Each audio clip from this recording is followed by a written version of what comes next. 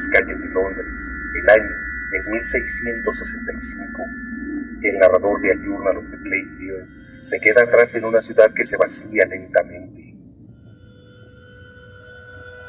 Hace más calor, la enfermedad se propaga, las casas infectadas se cierran, las personas recurren a la religión y la superstición. No pueden distinguir entre un buen consejo médico, el autoaislamiento y la charlatanería, píldoras hechas de mercurio, y son susceptibles a conspiraciones y teorías.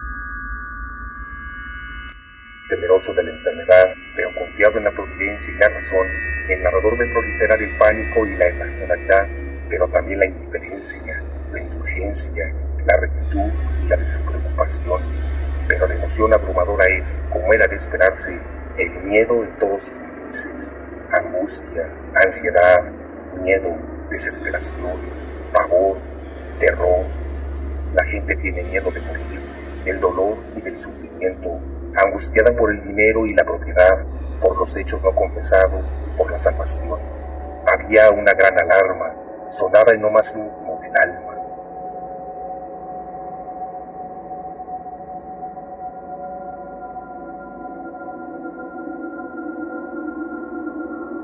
Así narraba Daniel Defoe en una de sus obras lo que parecía ser ficción, pero que en realidad pasó en partes de Europa en el siglo XVII.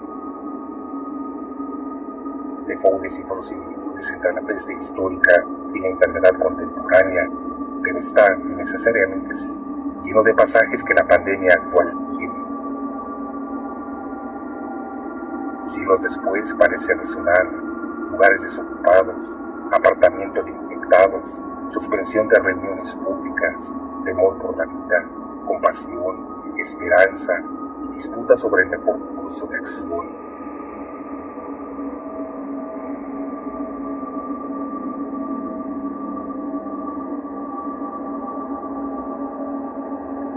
Gripe aviar, sida, ébola, anthrax, tularemia, son términos que dan miedo y que cada día, por desgracia, son más cotidianos.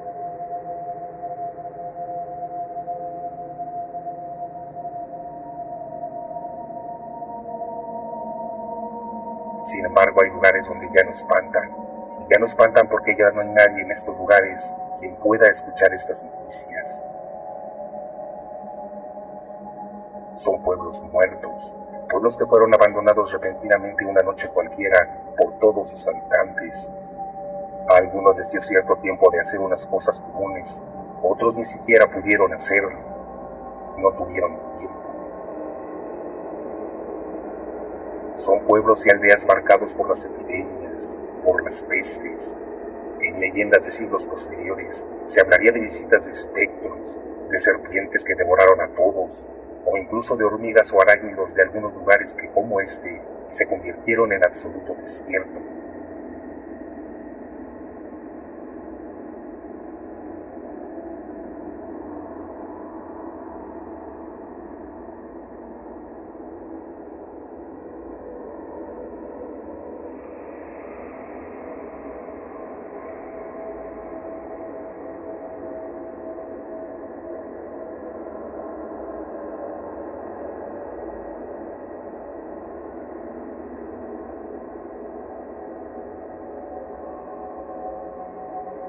Esos pueblos, esas aldeas, esos enclaves, son la muestra de lo que fue un terror ancestral, un miedo que palpitó en los antepasados de nuestros propios antepasados, un miedo que sigue ahí y que lo vemos latir vivo cuando las noticias nos hablan de nuevas pestes, de nuevas epidemias.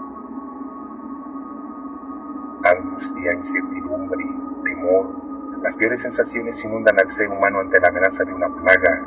Hoy en día se llaman sida, ébola, gripe aviaria, coronavirus, pero siempre han existido. En la actualidad miramos con recelo y desconfianza a las aves, como si supieran algo que desconocemos, o si supieran algo que nosotros padecemos.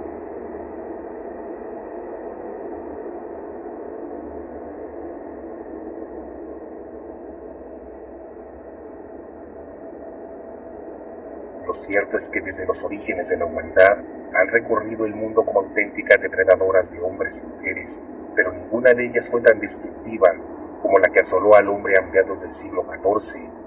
Nada ni nadie ha atacado con tanta virulencia a la raza humana como la peste negra. Fiebres, inflamación en los ganglios, escalofríos y sobre todo manchas negras en el cuerpo era la realidad que envolvía a los apestados. En un principio muchos creyeron que se trataba de un castigo de Dios para hacer pagar al género humano tantos siglos de pecados. Los más creyentes se flagelaban creyendo que así obtendrían el perdón divino. El resto se dedicaba a huir de los infectados como si estos fueran enviados del maligno. Más adelante se buscaron causas más terrenales, culpando a pobres y mendigos de propagar la enfermedad, y así empezaron las persecuciones, las venganzas y las enormes hogueras alimentadas por cuerpos humanos. La trágica verdad nada tenía que ver con todas estas teorías. Al parecer, y aunque no todos los expertos se ponen de acuerdo, el germen estaba en un animal que ha estado presente en las pesadillas del hombre desde los tiempos más remotos: la rata. La temible pandemia aniquiló en Europa a 25 millones de personas. Para algunos estudiosos, este apocalipsis significó el trágico fin de la Edad Media. Desde entonces, el temor de un regreso de la muerte negra sigue flotando en el inconsciente colectivo. Todo este terror, todo este miedo que vivían las personas en la época de la peste negra, quedó reflejado de manera providencial en muchos libros, en muchos cuadros.